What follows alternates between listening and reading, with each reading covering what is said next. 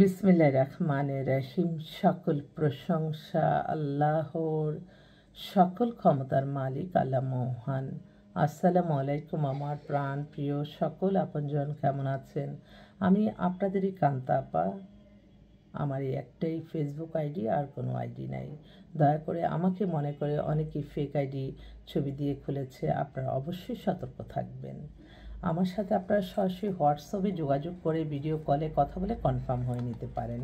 Video কলে কথা বললে কোনো এটা লজ্জার কোনো কিছু না, যেহেতু এটা একটা প্রফেশনটাই হচ্ছে এমন একটা মাধ্যম, এখান থেকে বিয়ে শাদীর কাজ করা হয়, পাত্রপাত্রীর সন্ধান দিয়ে বিয়ের ব্যবস্থা করা হয়। তাই এখানে লুকাছাপার কোনো কিছুই নাই, স্বচ্ছতা থাকতে হবে। যে আমি মনে করি সব প্রফেশনেই যদি আমরা স্বচ্ছতা থাকে, কোনো লুকোচুরি কিছু না থাকে, তাহলে কিন্তু আপনি সফলতা আসবেই।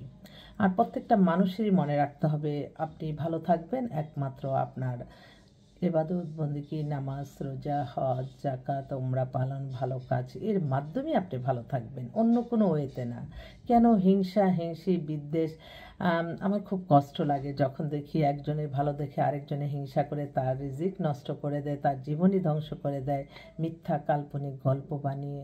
তখন খুব কষ্ট লাগে। আমরা এই সামাজিক যোগাযোগ মাধ্যমটা যদি আমরা ভালো কাজে ব্যবহার করি, অনেক কল্যাণের কিন্তু কাজে লাগানো যায়। তো শুধু শুধু ওই অনেকে আছে মানে এই ফেসবুকের মাধ্যমে নাকি ভিউ বানানোর জন্য অনেক মিথ্যা কাল্পনিক গল্প বানায়। এগুলি কিন্তু সবাই কিন্তু মনে করে না যে এটা মিথ্যা। অনেকেরই অনেক মানুষ এসে বলে যে আপা দেখেন এই নিউজটা, আচ্ছা এটা তো ফেক। না, ওদের ভিতরে লেগে আছে। সেজন্য এক একটা মানুষের মেধা কিন্তু আল্লাহ এক একভাবে তৈরি করেছে। তাই এই ফানি ভিডিও বানাতে যে আপনার নিজের ইনকামের জন্য আরেকটা মানুষ এগুলি শিখছে, এগুলি থেকে আমাদের বেরিয়ে আসতে হবে। কেন আমরা এই ক্ষণিকের দুনিয়া, আমরা এই সুন্দরভাবে সবাই মিলেই ভালো থাকি না, কেন এত বৈষম্য থাকবে? আমার প্রশ্ন এটাই।